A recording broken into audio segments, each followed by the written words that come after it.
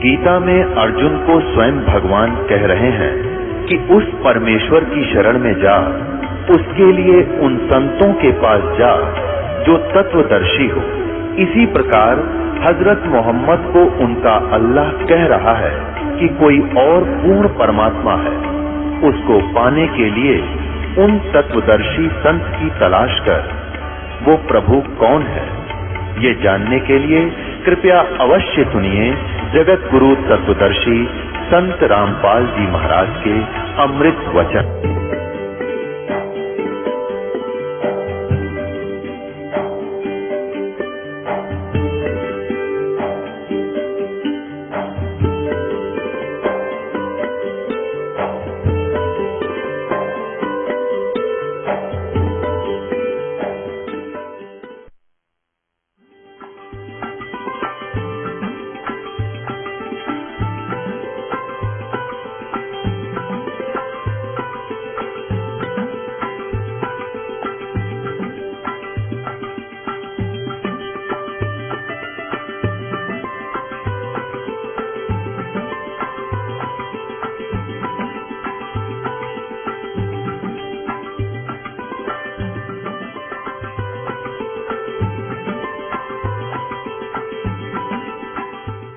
अब कारण क्या था कि जितने भी अभी तक संत ऋषि मैं ऋषि हुए हैं वो अज्ञानी थे, तत्व ज्ञान से अपरिचित थे।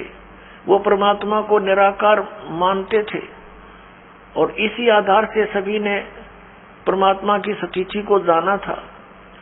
और इसी आधार से ये महर्षि दयानंद और इसके जितने भी अनुयायी आचार्य हुए हैं, उन्होंने उसी आधार से भगवान को मानकर वेदों का अनुवाद किया। तो अब इनके आगे याद आ गई कि परमात्मा की महिमा चल रही है और हम परमात्मा परमात्मा लिखते आ रहे हैं।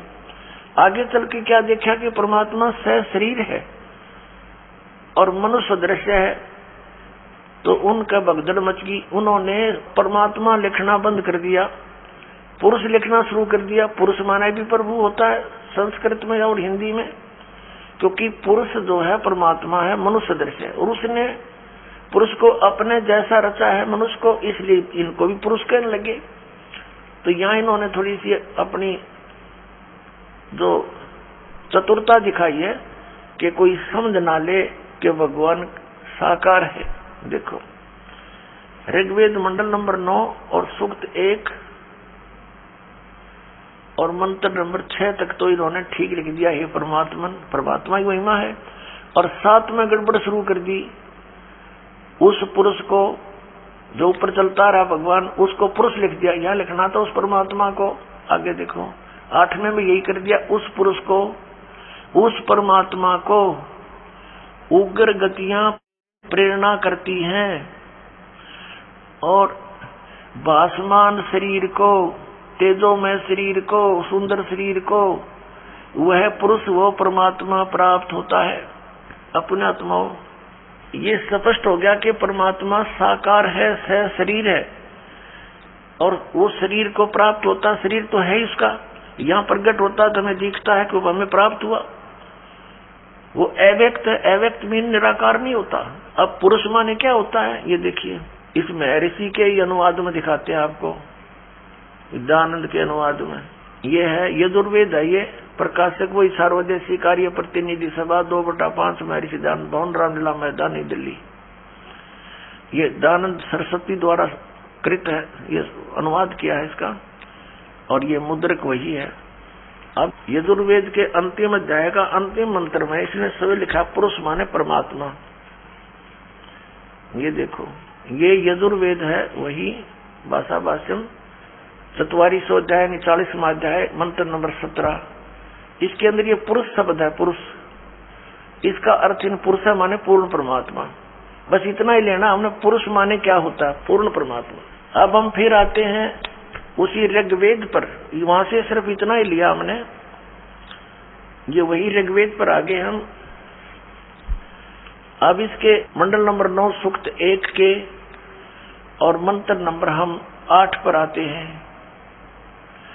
उस पुरुष को यानी उस परमात्मा को, पूर्ण परमात्मा को उग्र गतियां प्रेरणा करती हैं और भासमान शरीर को वह पुरुष प्राप्त होता है, वह परमात्मा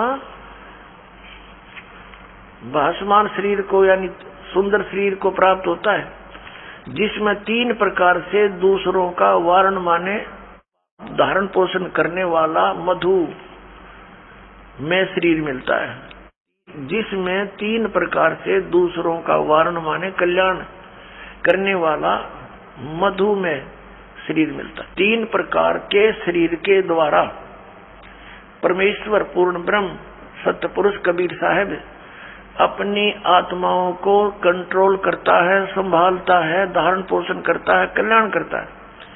एक शरीर से एक रूप में परमात्मा वहाँ स्थिर रहते हैं सतलोक में, और सिंहासन में बहुत बड़े गुम्बद के अंदर विराजमान है। उनके एक रोम में, रोम माने बाल होता है, एक रोम में समझो, रोमकूप में समझो, इतना तेज है, करोड़ सूर्य मिला दे, करोड़ चंद्रमा तो भी फीकी रोशनी रह जाए उन सब की, इतना तेजों में शरीर है भगवान का, बहुत विशाल शरीर है। दूसरे प्रकार का शरीर वो शिशु रूप धारण करके प्रत्येक युग में एक लीला करता है और एक जनसाधारण जैसी भूमिका करता है, अपने हाथों से निर्वाह करके दिखाता है, और ये सिद्ध करने के लिए कि परमात्मा पाने के लिए विशेष आडंबर और घने धन की आवश्यकता नहीं है।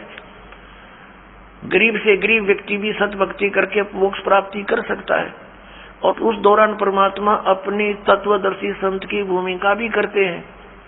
और तीसरे प्रकार की उनके शरीर की जो अन्य शरीर धारण करके परमात्मा रूप बनाकर रूपांतर करके आते हैं, वो एक जिंदा महात्मा यानी संत का रूप धारण करके आते हैं, और किसी भी पुण्यात्मा को कहीं भी मिल जाते हैं, उनको ज्ञान से परिचित कराते हैं, सतलोक ले जाते हैं, वापस छोड़ते हैं, अपने गवाह बना करके उनको प्रचार हेतु छोड़ देते हैं। ये 3 प्रकार से लीला करता भगवान, 3 प्रकार के शरीर धारण करके। तो उसकी बताई। अब कहा तो शिशु रूप में जब परमात्मा यहाँ प्रकट होते हैं तो उनकी परवरिश की लीला कुंवारी गायों के द्वारा होती है, ये वेद भी गवाही दे रहे हैं, और वो प्रैक्टिकल परमात्मा ने 600 वर्ष पहले कर ही रखा। तो अब समझ में आ जाएगा who is God, Kabir is God. देखिएगा ये ऋग्वेद मंडल नंबर 9 सूक्त 1 मंत्र 8 हमने पढ़ लिया, अब 9वां पढ़ेंगे। उस सोम स्वभाव वाले श्रद्धालु पुरुष को, सोम माने लिखना था उस अमर पुरुष को, ये शिशुम यानी कुमार अवस्था में ही सब प्रकार से अभी अधन्या अहिंसनीय धेनो माने गौवे तृप्त करती हैं। अब इन्होंने परमात्मा ने इनके कर कमलों से शुक्र है थोड़ा बहुत ठीक लिखवा दिया, ना तो कति अड़ंगा भी कर सकते थे। अभी अधन्या, अधन्या माने बिल्कुल बिना दनाई, जैसे दास बचपन से अपने गांव में सुना करते थे, कहते थे ये गायें बिना धनाई है, तो उसको संस्कृत में अधन्या अधन्या बिना धनाई यानी जिसने गर्भ धारण ना किया यानी बिना धनाई है ये। और अभी अधन्या पूर्ण रूपेण यानी अनटच्ड कुमारी, अभी अधन्या माने कुंवारी गौओं के द्वारा, वो कुंवारी गायें दूध देती हैं, उससे भगवान की परवरिश की लीला होती है, वो तृप्त करती है उसको। ये देखना ऋग्वेद मंडल नंबर 9 सूक्त 1 मंत्र 9 में उस शिशु रूपधारी अमर पुरुष को ये कहना चाहिए था, लिखना चाहिए था, उस शिशु रूप में प्रगट परमात्मा को सब प्रकार से अधन्या माने सब प्रकार से बिना धनाई यानी अभी अधन्या पूर्ण रूपेण अनटच्ड, देनव माने गौवे तृप्त करती है, उनकी परवरिश की लीला उनसे होती है। बोलो सतगुरुदेव की जय।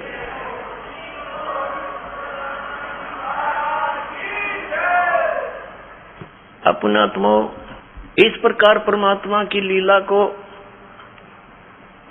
और परमाणु को देखकर हम बहुत आसानी से समझ सकते हैं कि कौन है वो सुप्रीम गॉड, वो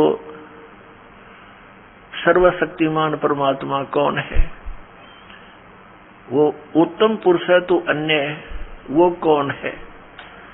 तो वो कबीर देव है, वो कबीर साहब है जो बनारस में काशी में धानक रूप जुलाहे रूप में लीला की, और अपने तत्व ज्ञान का प्रचार किया, अच्छी आत्माओं से मिले, उनको भी परमात्मा से परिचित करवाया। किन किन को मिले? अब वेद में थोड़ा सा और हिंट देते हैं आपको कि वो परमात्मा अन्य रूप में भी, जैसे साधु रूप बनाया और कहीं भी प्रकट हो गए, किसी पुण्यात्मा को मिले, उनको सत्य से परिचित कराया, और फिर उस महापुरुष ने फिर परमात्मा के गुण उस परमात्मा द्वारा दिए गए ज्ञान के अनुसार सब जगह गाए। ऋग्वेद में थोड़ा सा हिंट और देते हैं आपको, यही ऋग्वेद, इसमें 3-4 श्लोक और दिखाते मंत्र आपको। फिर आज का सत्संग प्रारंभ होगा, ये भूमिका बनाई जा रही है, देखिएगा। ऋग्वेद वही मंडल नंबर 9-10, प्रकाशक है सर्वदेशिक आर्य प्रतिनिधि सभा, महर्षि दान भवन, रामलीला मैदान, नई दिल्ली। और महर्षि दान सरस्वती कृत, मुद्रक है Prince offset printers, 1510 Pataudi house, Daryaganj, नई दिल्ली। अब इसके अंदर आपको दिखाते हैं ऋग्वेद मंडल नंबर 9 सूक्त 86 का मंत्र 26 और 27। ऋग्वेद मंडल नंबर 9 सूक्त 86 और मंत्र 26। इसमें क्या लिखा कि यज्ञ करने वाले यजमानों के लिए परमात्मा सब रास्तों को सुगम करता हुआ उनके विघ्नों को मर्दन करता है, उनके संकटों का नाश करता है और उनको पवित्र करता हुआ, अपने रूप को सरल करता हुआ। क्योंकि सतलोक में परमात्मा का रूप बहुत तेजों में है। एक रोमकूप में करोड़ सूर्य मिला दे, करोड़ चंद्रमा, वो भी फीकी रोशनी रहे, इतना तेजों में शरीर है भगवान का। यदि वो एज इट इज यहाँ आ जाए तो हमारी आंखें बंद हो जाए, हम देख नहीं सकते कुछ भी, दूर से ही। भगवान तो बाद में आएगा, उसका प्रकाश पहले आ लेगा, तो उस प्रकाश से हम परमात्मा को नहीं देख सकते। इसलिए अपने रूप को हल्का तेज पुंज का सरल बना के वो हमारे सामने प्रकट होते हैं। जैसे काशी में जुलाहे रूप में हुए, वो परमात्मा पूर्ण ब्रह्म है। देखना, अपने रूप को सरल करता हुआ वह कांति में परमात्मा, यहाँ इन्होंने कबीर को अर्थ सर्वज्ञ लिख दिया, यहाँ लिखना था वो कबीर देव। अब ये कंसेप्ट यहाँ क्लियर फेर करना पड़ेगा कि जहाँ पर भी परमात्मा की महिमा चल रही हो वेदों में, तो वहाँ पर यदि कबीर शब्द है, कबीर, तो वहाँ लिखना पड़ेगा कबीर देव। जैसे ये खुद लिखते हैं, ये संस्कृत और व्याकरण के ज्ञाता। अब फिर यजुर्वेद दिखाना पड़ेगा, देखिएगा। ये यजुर्वेद है, ये महर्षि दान सरस्वती कृत, प्रकाशक है सार्वदेशिक आर्य प्रतिनिधि सभा, 2/5, महर्षि दान भवन, रामलीला मैदान, नई दिल्ली। और ये महर्षि दान सरस्वती द्वारा इसका अनुवाद किया गया है और मुद्रक Prince offset printers, 1510 Pataudi house, Daryaganj, नई दिल्ली से ये छपा है। यजुर्वेद अध्याय नंबर 36 में 60 से अध्याय आरंभ 36 में और मंत्र नंबर 1 में यहाँ यजु शब्द लिखा है। यजु, रचम वाचम प्रपदे मनो यजु प्रपदे। इस यजु का अर्थ अनुवाद करते समय महर्षि दानंद ने यहाँ सही किया है। यजु का अर्थ लिख दिया यजुर्वेद, बिल्कुल ठीक किया।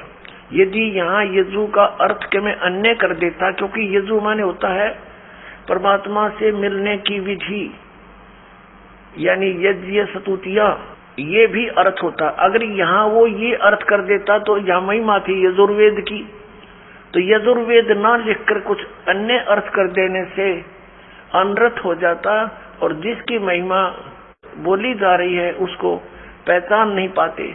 इसी प्रकार जहाँ पर भी कबीर लिखा हो, कबीर जिसके अपसर्ग लगा दी जाती है, तो वहाँ लिखना चाहिए कबीर देव।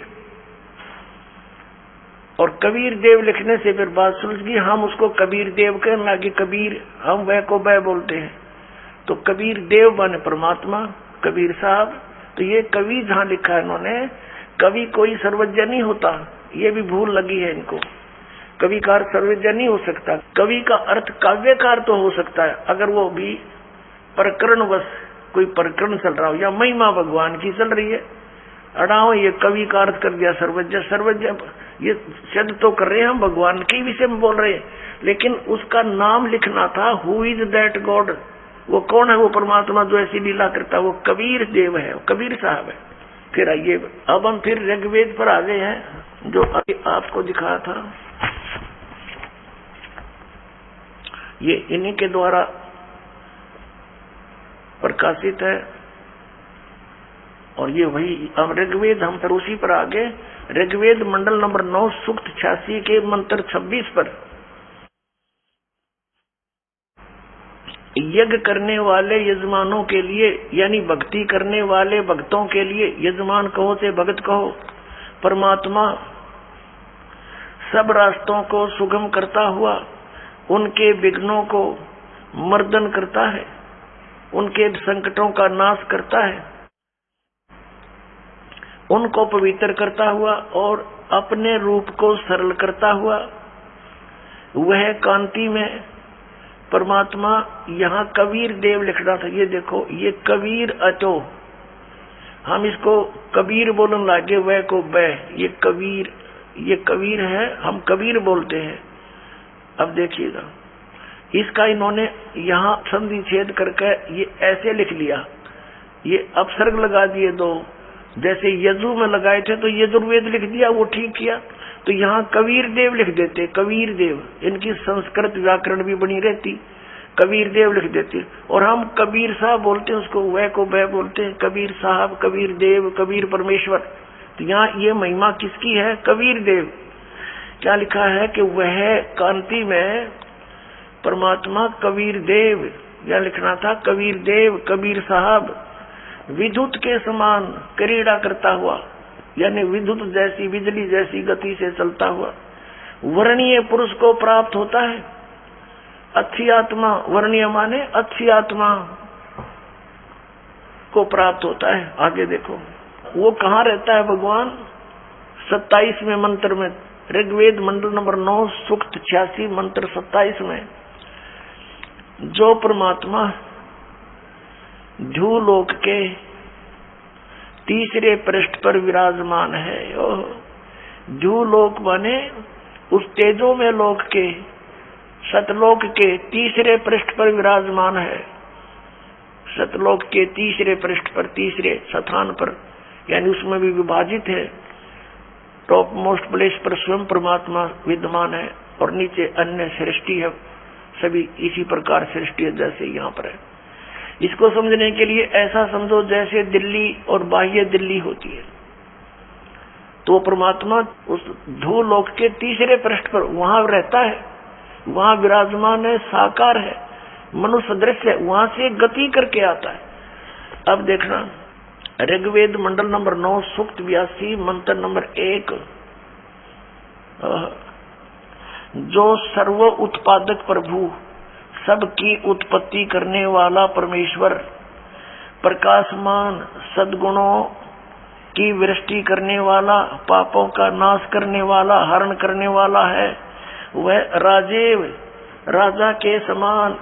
ये देखना ये है 269 पृष्ठ पे। अब हम पढ़ेंगे 270 पृष्ठ पे। राजा के समान दर्शनीय है, राजा के समान देखने योग्य है, साकार है, मनुष्य दृश्य है।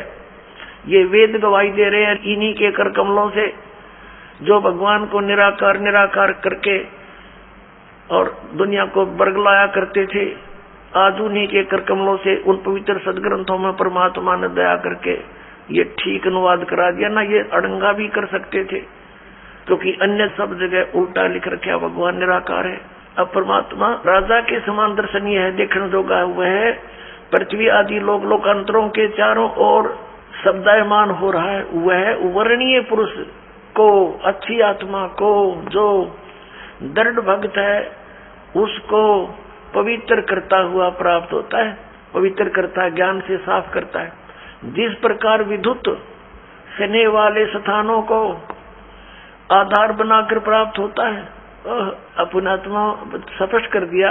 जैसे कैसा अच्छा प्रमाण दिया है वेद में कि जैसे आकाशीय बिजली किसी धातु को आधार बनाकर ही उस पर अट्रैक्ट होती है, उसी पर आके गिरती है, अन्य पर नहीं गिरती, तो ऐसे ही परमात्मा उन्हीं पुण्यात्माओं को मिलता है जिनसे वो आकर्षित होता है, जो दृढ़ भक्त होते हैं, जो उनकी बातों को श्रद्धार्य करके फिर दृढ़ता के साथ अन्य पुण्यात्माओं को सुनाते हैं। पहले काशी धातु के बेले थाली हुआ करते, और जब वर्षा के सीजन में हमारी दादी जी कहती थी हमारी माताओं से कि बाहर आंगन में काशी की थाली रखी है, बेला रखा है, इसको अंदर रख दो, नहीं तो बिजली गिर जाती है काशी धातु पर।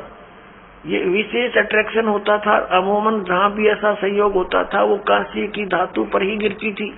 कहने का भाव ये है कि वेद ने ये प्रमाणित किया है, एक एग्जाम्पल दिया है कि वो परमात्मा उन पुण्यात्माओं पर ऐसे अट्रैक्ट होता है, उन्हीं को ही मिलेगा वो जो दृढ़ भक्त होते हैं। जैसे आकाशीय बिजली, आकाशीय विद्युत अपने उस धातु पर ही गिरती है, उसको आधार बनाकर ही नीचे आती है। आगे देखो वो क्या करता है फिर आकर के। ऋग्वेद मंडल नंबर 9 सूक्त 82 मंत्र 1 पढ़ लिया। अब दूसरे में क्या लिखा है कि हे परमात्मन, उपदेश करने की इच्छा से आप, ज्ञान देने के उद्देश्य से आप महापुरुषों को प्राप्त होते हो, अच्छी आत्माओं को मिलते हो, और आप अत्यंत गतिशील पदार्थ के समान यानी बिजली की जैसी गति से हमारे आध्यात्मिक यज्ञ को प्राप्त होते हो। आप यह लिखना था आप कबीर देव हैं, सर्वज्ञ लिख दिया। आप कबीर देव हैं, कबीर साहब हैं, हम कबीर साहब बोल रहे हैं, उन्हें कबीर देव। अब शुद्ध स्वरूप है, हमारे पापों को दूर करके हे परमात्मा, हे अमर परमात्मा हमको सुख दे। अपने आत्माओं पवित्र वेदों को पूरा विश्व मानता है कि ये परमात्मा के यथार्थ ज्ञान से युक्त है, और परमेश्वर ने कहा है 600 वर्ष पहले कि वेद मेरा भेद है, मैं ना मिलो वेदन के माही,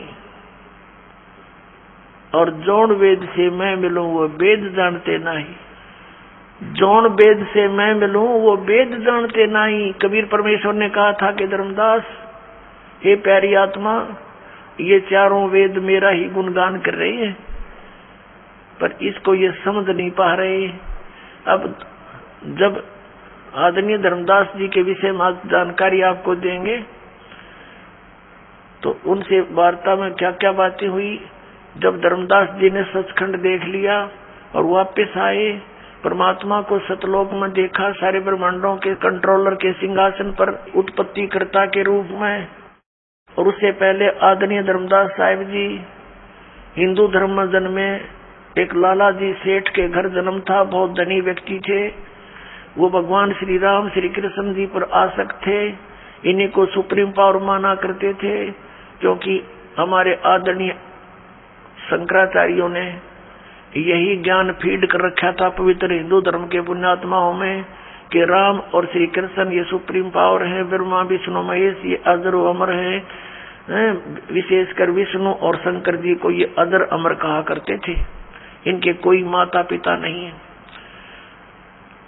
और जब धर्मदास जी ने सतलोक में देखा भगवान को, जब नीचे आकर देखा वही दुलाहे के रूप में कार्य करते को, तब उन्होंने कहा था हे भगवान, सचमुच भगवान तो आप हो। तो हमें बताया गया कि पुराणों में लिखा है कि श्री विष्णु जी सुप्रीम पावर हैं, वेदों में लिखा है श्री विष्णु जी ही सुप्रीम पावर हैं, शंकर भगवान सर्वशक्तिमान हैं, यही अजर अमर है। हे परमात्मा, क्या फिर ये वेद कतेब झूठे हैं? पुराण और वेद क्या झूठे हैं जो इनमें ऐसा लिखा है कि ब्रह्मा विष्णु महेश के कोई माता पिता नहीं? तब परमेश्वर ने कहा था वेद कतेब झूठे नहीं भाई, झूठे हैं ये समझे नहीं। झूठे दिए जो वेदों को, पुराणों को समझ नहीं सके, हुआ भाई का ज्ञान प्रचार कर रहे हैं, लोक वेद सुना रहे हैं, आपको बरगला रही है। तो फिर शंका हुई कि हे परमेश्वर, इतने महर्षि हो लिए, सतयुग से लेकर आज तक क्या किसी ने वेदों को समझा नहीं? तब परमेश्वर ने कहा था, गुरु बिन काहू न पाया ज्ञाना, जो थोथा बुझड़े मूड किसाना।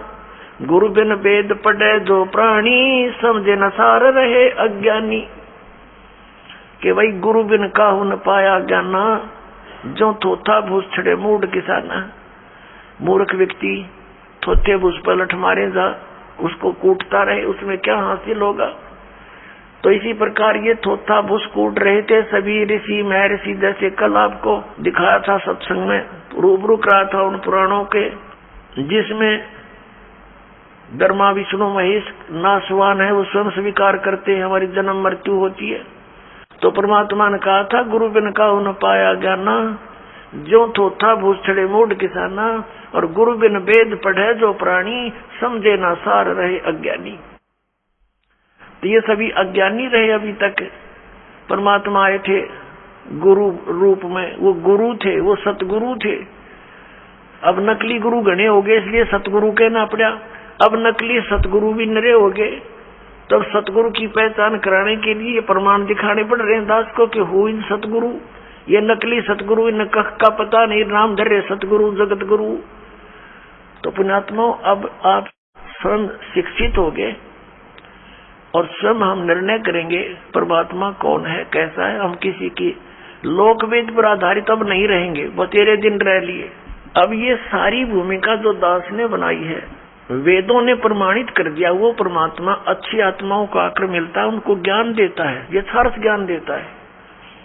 तो इससे सिद्ध हो गया कि पहले उनके पास ज्ञान नहीं था, इसलिए तो यथार्थ ज्ञान देने भगवान आए स्वयं।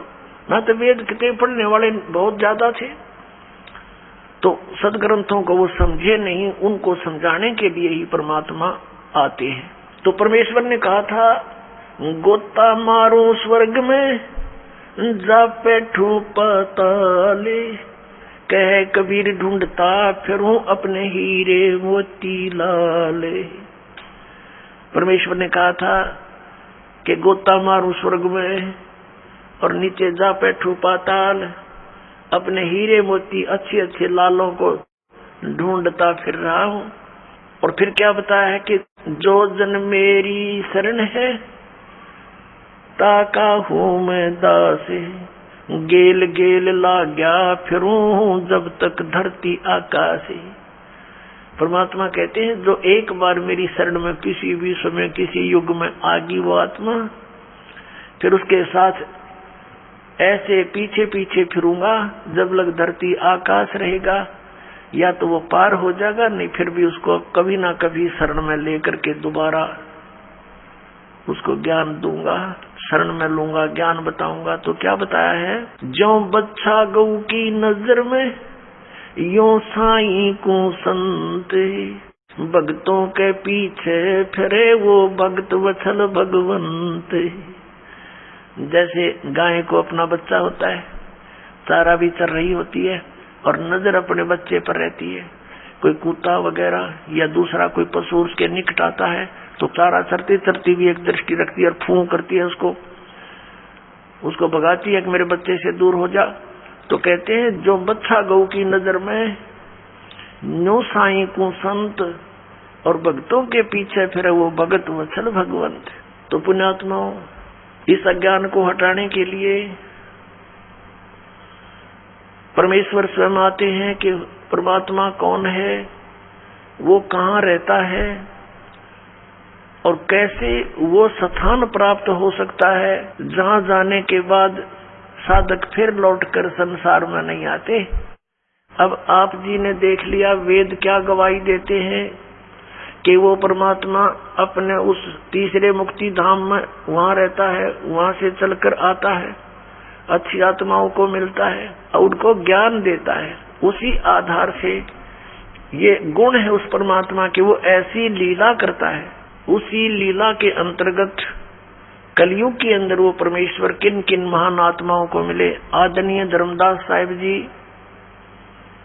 बांधवगढ़ वाले को, आदरणीय मलुकदास जी, आदरणीय नानक साहिब जी सिख धर्म के प्रवर्तक को, आदरणीय दादू साहिब जी, आदरणीय गरीबदास साहिब जी, गांव छुड़ाने, जिला झज्जर, हरियाणा वाले को, आदरणीय घीसा दास साहिब जी, गांव खेखड़ा, जिला मेरठ, उत्तर प्रदेश वाले को। इन महापुरुषों के विषय में तो दास को जानकारी है और अन्य बहुत से महापुरुषों को वो ऐसे मिलते हैं। आदरणीय नामदेव जी को मिले थे, आदरणीय हजरत मोहम्मद जी को भी मिले थे। हजरत मोहम्मद जी ने परमात्मा के ज्ञान को स्वीकारा नहीं था, बाकी सभी महापुरुषों ने परमात्मा के ज्ञान को स्वीकारा था। अब क्या कहते हैं, हम मोहम्मद को वहां ले गए, कबीर परमेश्वर कहते हैं, सतलोक ले गए, इच्छा रूपी वहां नहीं रहो, उल्ट मोहम्मद मैल पठाया, गुज बीरज एक कलमा लाया, रोजा बंग नमाज दई रे, बिस्मल की नई बात कही रे। अब क्या बताते हैं कि हम इस हजरत मोहम्मद को भी लेकर गए थे, क्योंकि सभी आत्मा उस एक का परमात्मा की है, अल्लाह कबीर की है, उस परम अक्षर ब्रह्म सत्य पुरुष की है। वो चाहते हैं कि अच्छी आत्माएं जिनके पीछे काफी लोग लगे हुए हैं, उनको और सच्चाई बता दूं तो ये उनको समझा देंगे और जल्दी मेरे शरण में ले आएंगे। लेकिन यहाँ परमात्मा की जो बात सिरे नहीं चढ़ पाई, तो क्या बताते हैं, परमात्मा ने फिर आकर बताया कि हे मुसलमानों, तुम हजरत मोहम्मद के नाम पर जो ये बिस्मिल करते हो, ये बिस्मिल करने की बात उन्होंने नहीं कही। उन्होंने क्या बताया, रोजा बंग नमाज दई रे, बिस्मिल की नई बात कही रे। नबी मोहम्मद ना गोश्त खाया, हजरत मोहम्मद ने, नबी मोहम्मद ने मांस नहीं खाया, मांस नहीं खाया। कहते हैं अरस कुरस पर अलह तकत है, खालिक बिन नहीं खाली, और वो पैगंबर पाक पुरुष थे साहिब के अब्दाली। वह पैगंबर तो पुण्यात्मा थी, वैसे जुल्म करें थे जैसे तुम कर रहे हो। मांस खाते हो, गऊ काट दी, झोटे की डालना, बकरे खा लिए, मुर्गे खा लिए, उनको दीदार कहाँ है। जो काटते हैं गला बिराना, दूसरे का गला काटते हैं, उनको काम परमात्मा मिलेगा।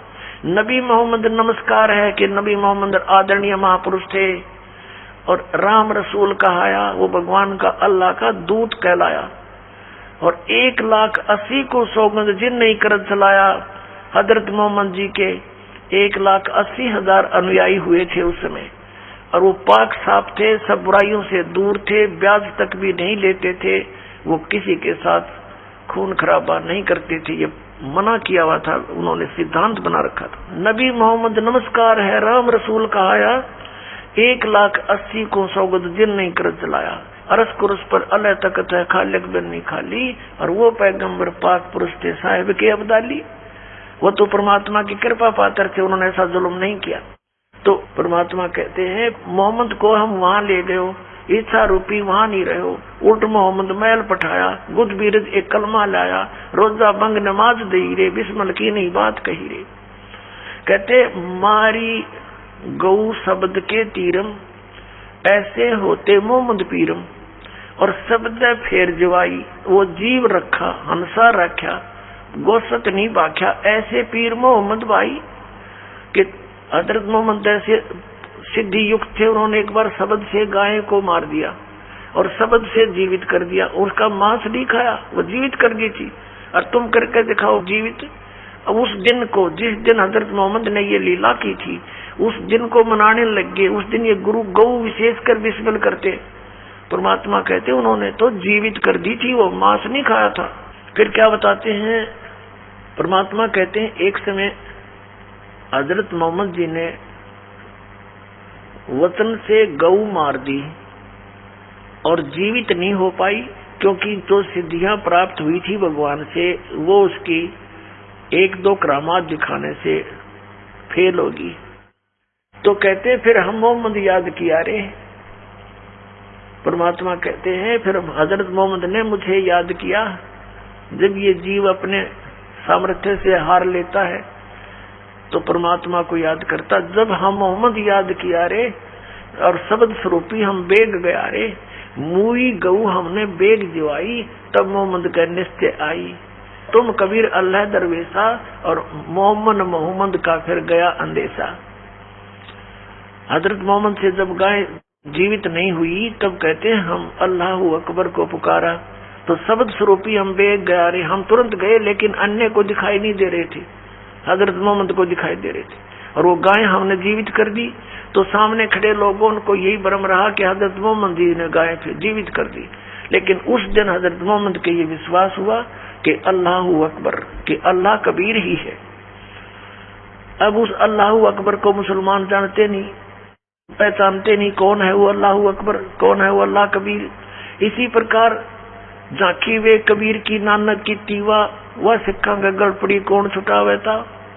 सतलोक के अंदर नानक साहब जी को परमात्मा लेकर गए थे, वहां जाकर देखा कबीर साहब की झांकी नजारा सतलोक का। फिर उसमें काशी के अंदर एक धानक रूप में, जुलाए रूप में कार्य करते देखा। फिर कहा था वाहे गुरु वाहे गुरु वाहे गुरु, ये तो वही गुरु है, वाह गुरु वाह वाह वाह, मने वाह, धन्य धन्य, ये तो सच्चा सचमुच पूर्ण गुरु है। अब सिखों को पता नहीं कि वो आदरणीय नानक साहिब जी ने किसको कहा था वाहे गुरु। तो ये सारा ज्ञान अब आपके रूबरू होगा और सब मानव इसको समझेगा और फिर सच्चाई को ग्रहण करेगा, क्योंकि हम भगवान के लिए भटक रहे हैं।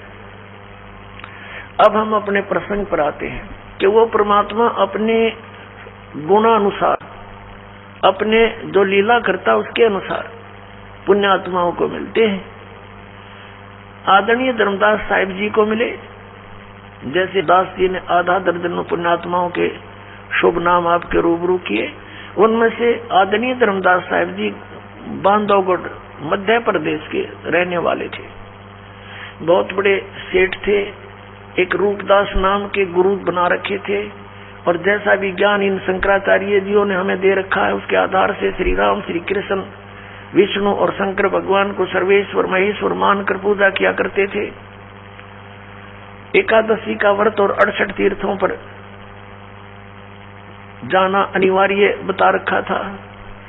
उसी ज्ञान से प्रेरित वो पुण्यात्मा आदरणीय धर्मदास साहिब जी तीर्थ करते हुए बांधवगढ़ से पैदल चले और मथुरा में पहुंच गए, वृंदावन मथुरा। और जहां पर श्री कृष्ण जी गौओं को पानी पिलाया करते थे, स्वयं भी उसमें नहाया करते थे, क्योंकि पहले तालाबों से ही स्वयं भी पीते थे और पशु भी उसी में पीते थे, उसी में नहाते थे। बड़े सरोवर हुआ करते थे तो वो कोई हानि नहीं करते थे। अब उस सरोवर में स्नान करने के लिए अपने गुरुजी के द्वारा बताए गए भक्ति मार्ग के आधार से मथुरा में पहुंच गए। उस जोड़ में नहाए, तालाब में स्नान किया और बाहर आकर के कुछ स्थान लिपया, गाय के गोबर और मिट्टी मिला करके कुछ पवित्र बनाया स्थान। उस पर बैठकर अपना नित्य कर्म करने लगे, जो भी उनके गुरुदेव ने बता रखा था। उसमें पहले तो शालिग्राम की पूजा की, भगवान विष्णु की मूर्ति की, उसकी पूजा की, उसको नवाया दवाया, खूब सुथरे नए कपड़े पहना दिए मूर्ति को। भगवान विष्णु की मूर्ति ठाकुर जी बोलते हैं उसको। और फिर गीता जी का पाठ करने लगे। उसी समय परमात्मा एक जिंदा महात्मा का रूप बनाकर, जैसा आप जी ने अभी ऋग्वेद मंडल नंबर 9 सूक्त 1 मंत्र 8 और 9 में 8 में आपने पढ़ा कि उस परमात्मा को उग्र गतियां प्रेरणा करती हैं, यानी ऐसी उग्र सतिथि बन जाती हैं कि हाहाकार मच जाती है, धर्म की हानि होती है, सभी व्यक्ति नास्तिकता की ओर अग्रसर हो रहे होते हैं। उस समय परमात्मा एक सुंदर शरीर यानी एक भासमान शरीर को प्राप्त होता है और वहां आकर के वो ज्ञान प्राप्त कराता है। तो उससे क्या होता है कि वो परमात्मा 3 प्रकार के शरीर से सबका वारण करता है, कल्याण करता है। एक तो आपको बता, सतलोक में परमात्मा रहते हैं, उसके एक रोमकूप में करोड़ सूर्य विराजे, करोड़ चंद्रमा, ऐसा उनकी शोभा है, इतना प्रकाश है उनके बॉडी का, शरीर का, साकार है, मनुष्य दृश्य। और दूसरा आपको बता, शिशु रूप धारण करके आते हैं, वो दूसरी प्रकार के फिर लीला में बड़े होते हैं, एक जनसाधारण की लीला प्रत्येक युग में करते हैं, उसी नाम से वो प्रसिद्ध रहते हैं और ज्ञान भी प्रचार करते हैं, जिस कारण से वो काव्यों के माध्यम से, लोकोक्तियों के माध्यम से अपना ज्ञान प्रचार करते हैं, जिससे वो प्रसिद्ध कवि भी कहलाते हैं। ऐसा वेदों में लिखा है। ऋग्वेद मंडल नंबर 9 सूक्त 96 में 96 के मंत्र 16 से लेकर और 20 तक ये स्पष्ट उसमें किया हुआ। समय के अभाव से आज दास आपको नहीं दिखा सका, फिर कभी दिखाएंगे। और तीसरे प्रकार का ये है कि वो एक कवि भी प्रकट हो जाते हैं, साधु रूप बना लेते हैं, संत जैसी वेशभूषा बनाकर, जिसको लोग ज्यादा प्रभावित होते हैं, जिससे उस रूप में जाकर प्रकट हो जाते हैं। फिर उनको कैसे डील करते हैं? यदि वो जाते ही किसी को कह दें कि तेरा ज्ञान गलत है तो कोई नहीं सुने, लड़ पड़े, काल ने इतने भ्रमित कर रखे। तो परमात्मा ने जाकर के साधु रूप बना करके एक जिंदा महात्मा का रूप बनाकर, जिंदा महात्मा मुसलमानों में होते हैं, विशेषकर काला ओवरकोट पहनते हैं, एक काला ओवरकोट पहनते हैं पूरा घुटनों से नीचे तक का, एक काला कच्छा पहनते हैं अंडरवियर, और एक काला टोप रखते हैं ऐसे चोटे से वाला। ये वेशभूषा होती है जिंदा संत की। तो जिंदा महात्मा का रूप बनाकर, जिंदा महात्मा का धर्मदास जी को मिले। वहां बैठ के थोड़ी सी दूरी पर जब धर्मदास जी ने अपना नित्य कर्म कर लिया और बड़े ध्यान से सुन रहे थे, भगवान ऐसे गर्दन कर रहे थे, तो धर्मदास जी ने सोचा ये मुसलमान भक्त हमारी गीता जी के ज्ञान से बड़ा प्रभावित हो रहा है। उसने और ऊंचे स्वर से गीता जी का ज्ञान विद, वैसे तो ये संस्कृत पढ़ा करते हैं नित्य पाठ में, जब देखा कि बड़ा श्रद्धालु है और थोड़ी सी दूरी पर इसलिए बैठे कि हिंदू लोग मुसलमानों से नफरत करते हैं कि ये मांस मिट्टी खाते हैं, जीव हिंसा करते हैं, इसलिए विशेषकर ये साधु संत भक्त उनसे दूरी बनाकर रखते थे। इस आधार से भगवान के कहीं धर्मदास बेदक ना जा, इसलिए दूर बैठ के अपने आत्माओं काल के द्वारा भ्रमित हम अज्ञानी आत्माओं को कैसे अपनी शरण में लेते हैं, भगवान कैसी लीला करते हैं वो दयालु। ऐसे ऐसे गर्दन हिला रहे थे, ऐसे ऐसे जैसे बहुत अच्छा आनंद आ रहा। तो धर्मदास जी ने अनुवाद भी शुरू कर दिया जैसा अपने गुरु जी से सुना था।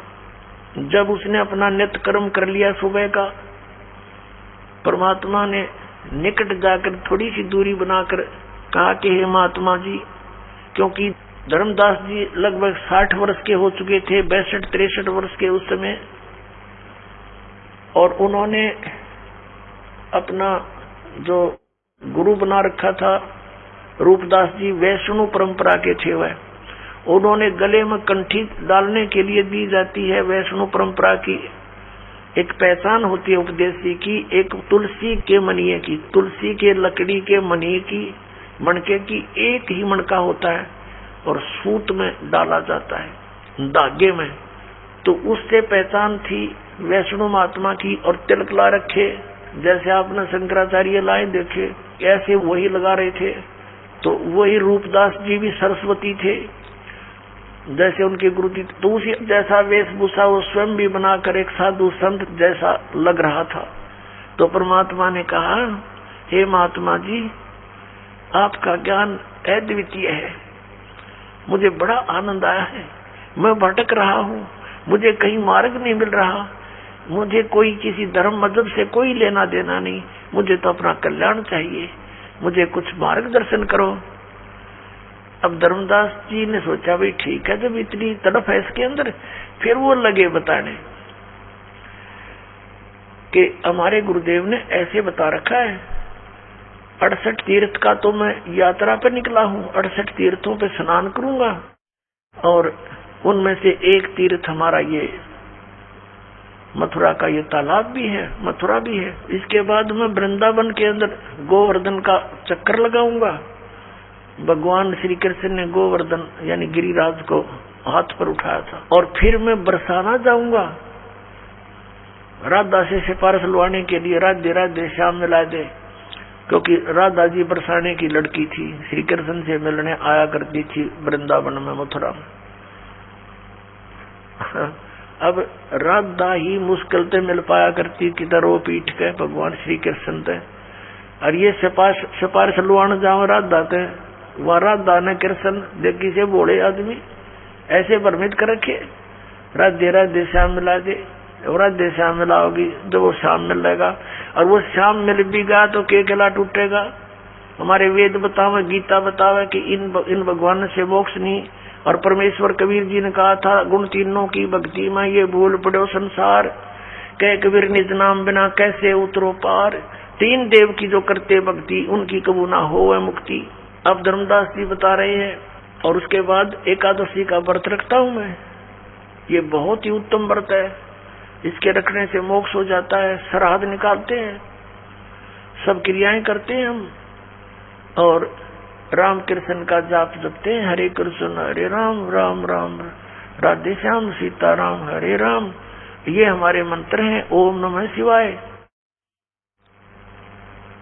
अब परमात्मा ने जब उसने सारा कुछ कह लिया तब कहा कि हे महात्मा जी मेरा उद्धार करो, दीक्षा दे दो मुझे, आप मुझे अपना शिष्य बना लो, और मेरी कुछ जिज्ञासा है, मेरे कुछ शंका का कुछ समाधान भी चाहता हूँ। तुम धर्मदास जी ने कहा कि देखो जी हम शिष्य नहीं बना सकता मैं, क्योंकि ऐसे शिष्य बनाना पाप होता है, क्योंकि मुझे आदेश नहीं है, और मेरे गुरुजी हैं रूपदास जी, उनके पास चलो मैं आपको दीक्षा दिला दूंगा। तो परमात्मा ने कहा ठीक है आप ऐसे ही करना, पर मेरी कुछ शंका का समाधान कर दो ताकि मुझे विश्वास और मैं चलूं आपके साथ। अब बोलो बोलो। तब परमात्मा ने कहा कि आप जी ने आप ज्ञान बता रहे हो कि ब्रह्मा विष्णु महेश अजरो अमर है, इनकी जन्म मृत्यु नहीं होता, और शंकर और विष्णु जी ये सुप्रीम पावर है, यही सर्वशक्तिमान है। और आप ये भी कह रहे हो कि गीता जी का ज्ञान श्री कृष्ण जी ने दिया, और श्री कृष्ण इज विष्णु। बिल्कुल ठीक है, क्योंकि ज्ञान सुना है उसने सारा कुछ, उसके बाद परमात्मा बोले ठीक है। और आप कहते हो कि विष्णु जी सुप्रीम गॉड हैं, सबसे उत्तम परमात्मा है, ये बिल्कुल सही है, ऐसा ही लिखा है। तो परमात्मा ने कहा कि गीता जी का ज्ञान किसने बोला? श्री कृष्ण जी ने। ठीक है, आप पढ़ रहे थे आप अभी पढ़ रहे थे आपकी गीता जी में, इसमें लिखा है कि अर्जुन तेरे और मेरे बहुत जन्म हो चुके, तू नहीं जानता मैं जानता हूं। तो ये अविनाशी कैसे हुए आपके भगवान जिसने दिया गीता जी का ज्ञान? पुणात्माओं, श्रीमद् भगवद गीता अध्याय नंबर 2 के श्लोक 12 में, श्रीमद् भगवद गीता अध्याय नंबर 4 के श्लोक 5 और 9 में, अध्याय नंबर 10 श्लोक 2 में गीता ज्ञानदाता स्वीकारता है कि मेरे जन्म और मृत्यु होते हैं, अर्जुन तेरे भी होते हैं, मेरे भी होते हैं। तो इससे सिद्ध हुआ कि अविनाशी कहाँ हुआ? नाशवान है। अभी आप कह रहे हो कि 18वें अध्याय के 62वें श्लोक में आप पढ़ रहे थे, क्योंकि धर्मदास जी ने मोटे मोटे यानी मेन से श्लोक बोले, परमात्मा की दया होती है, उसने वही श्लोक बुलवा दिए जो उसकी आंख खोल सके थे। तो परमात्मा ने कहा कि अभी आपने गीता जी में बताया कि हे अर्जुन 18वें अध्याय के 62वें श्लोक में प्रमाण है, तू सर्वभाव से उस परमेश्वर की शरण में जा, उसकी कृपा से तू परम शांति को, सनातन परम धाम को प्राप्त होगा। तो वो भगवान कौन है? और गीता जी अध्याय नंबर 15 के श्लोक 4 में कहा कि तत्वदर्शी संत की प्राप्ति के उपरांत परमेश्वर के उस परम पद की खोज करनी चाहिए, जहाँ जाने के बाद साधक फिर लौटकर संसार में कभी नहीं आते। और जिस परमेश्वर ने सारे ब्रह्मांडों की रचना की है, केवल उसी की भक्ति करो। आपका भगवान गीता ज्ञानदाता ये कह रहा है, गीता ज्ञानदाता तो कह रहा है कि उसकी भक्ति करो। वो कौन है मुझे वो बता दो, बस फिर मैं आपके गुरु का चेला। अब धर्मदास की तो आंखें फूल गई, सब भूल गया, कोई जवाब नहीं, बेबाक हो गया, गूंगा और बहरा हो गया, सुन्न हो गया काफी देर तक। क्यों क्या कही भाई, सच्चाई बिल्कुल सारी। फिर क्या सोचता, क्या कहता है? उसने सोचा बात तो बिगड़ गई, क्योंकि मन काल है और सत्य से परिचित होकर भी ये नहीं स्वीकारने देता, ये पक्का जाल है। अब धर्मदास ने विषय बदल दिया, कहने लगा हम वैष्णव साधु हैं, हम जीव हिंसा नहीं करते, हम तो तुम्हारे जैसे शूद्र को निकट भी नहीं बैठने देते, तो क्या बातें बना रहा है, और हम कोई जीव हिंसा नहीं करते। अब उसने देख लिया धर्मदास जी ने कि ये मुसलमान है और ये मांस खाते हैं, तो ये एक टोंट कस दिया कि हम जीव हिंसा नहीं करते हैं और हम किसी का बुरा नहीं करते, हम ऐसे ऐसे अपने लाग्या बढ़ाई करने। अब परमात्मा ने देख लिया काल ना हल्ला इसके अंदर गया नहीं, अंदर ही विद्वान है अभी तो परमात्मा अंतर्जान हो गए, एकदम अदृश्य हो गए। जब सामने से अदृश्य हो जा आदमी, कलेजा हिल जा आदमी का दूसरे का, वो एकदम स्तब्ध हो गया, पसीने आ गए धर्मदास जी के, और सोचा अब ये तो कोई फरिश्ता था, कोई देवता था, कोई सिद्ध पुरुष था, और कितनी अच्छी बातें कह रहा था, सारी सच्ची, मतलब बड़ा निकम्मा।